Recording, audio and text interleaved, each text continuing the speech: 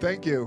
What a gorgeous day out here. I don't know who we have to thank, but definitely someone's looking out for all of us today.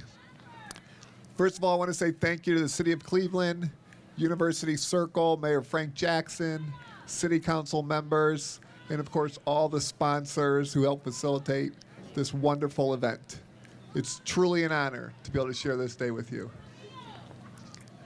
6 years ago, about this time, I found myself lying face down in less than 3 feet of water.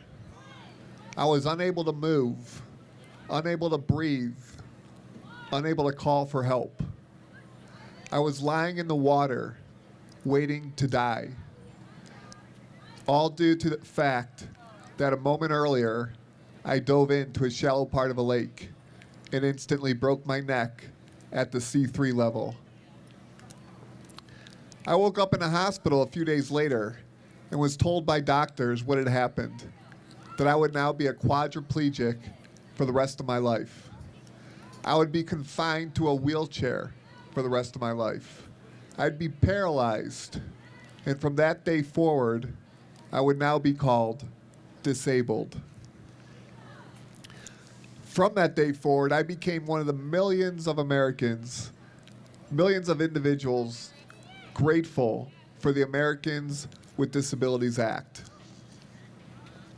Before that fateful day, I hate to say it, but if you probably would have asked me to explain the significance of the ADA, I probably would have said something about, well, it gets people with a disability great handicaps, great parking, and really good seating at public events. Obviously, that might be true, but I've come to learn that it means so much more than that. Living in a wheelchair and living with a disability has given me a true importance of the ADA. It's the reason we're here today celebrating the fact that this bill became law. Living in a wheelchair has also taught me many, many other things and helped me learn some very valuable lessons. 3 of those lessons I'd like to share with you today, because I believe they don't just apply to someone living with a disability, but they apply to everyone. The first lesson I've learned, it all starts with the right attitude. Attitude is everything. And as they say, attitude equals altitude. Without the right attitude, it's very difficult to accomplish anything great. 25 years ago, the attitude in this country towards people living with disabilities changed for the better. The ADA was signed into law, and millions of Americans living with a disability now found themselves with greater access to things than they did the day before. Throughout these past several decades, people with disabilities have continued to enjoy a better quality of life due to some of the strides and changes that are being done. All of this is possible because of the attitude we chose to have towards Americans with disabilities. My second thing I've learned, inch by inch, it's a cinch, but yard by yard, it's awfully hard.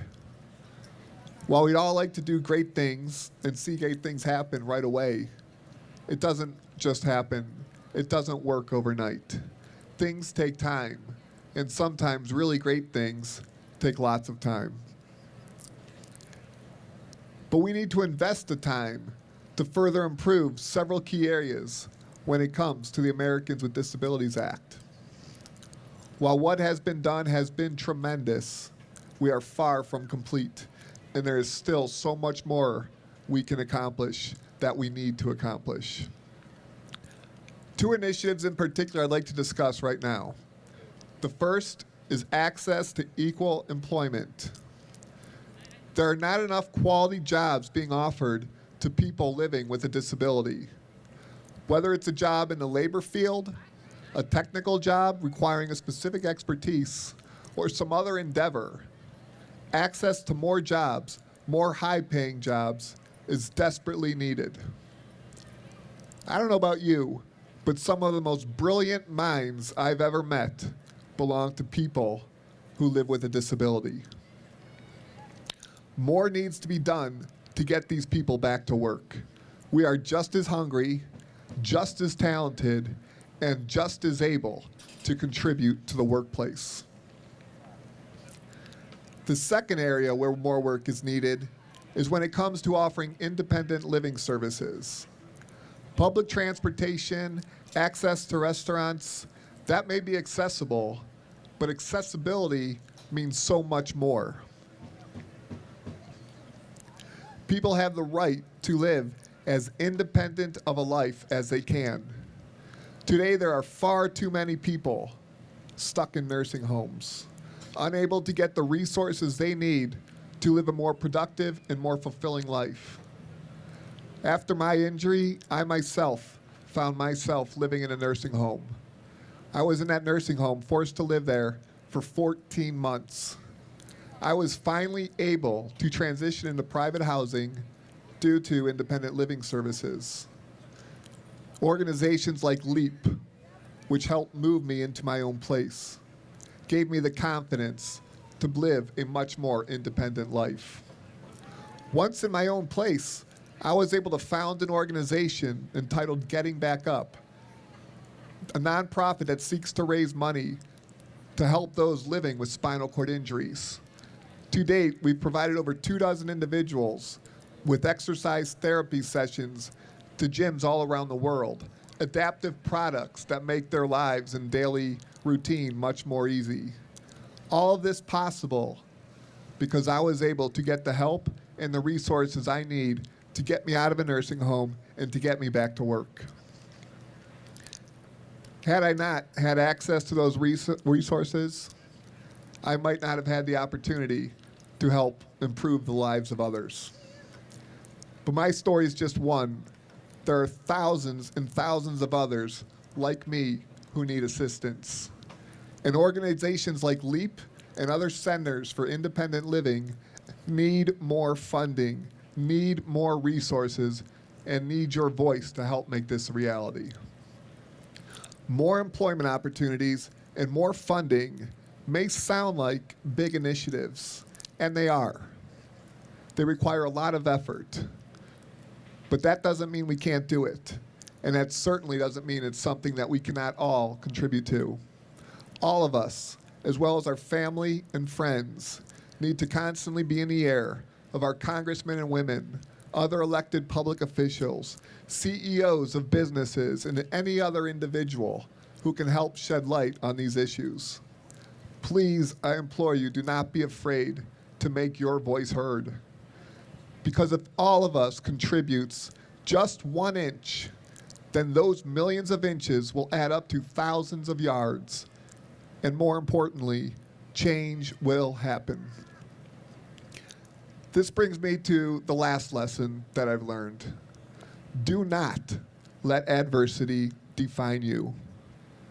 If you look up synonyms for the word disabled, you'd be pretty surprised at what you might find. I'll tell you a few of them.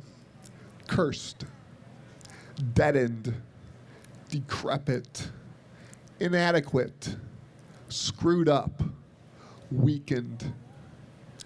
I don't know about you, but those are very ugly words to me, and certainly not words I would use to define myself, nor are they words, or should they be words, used to define any of you. I may have a disability, but I am not disabled. I still have a lot to offer society. While we cannot control what happens to us, we sure can control how we choose to respond to what happens.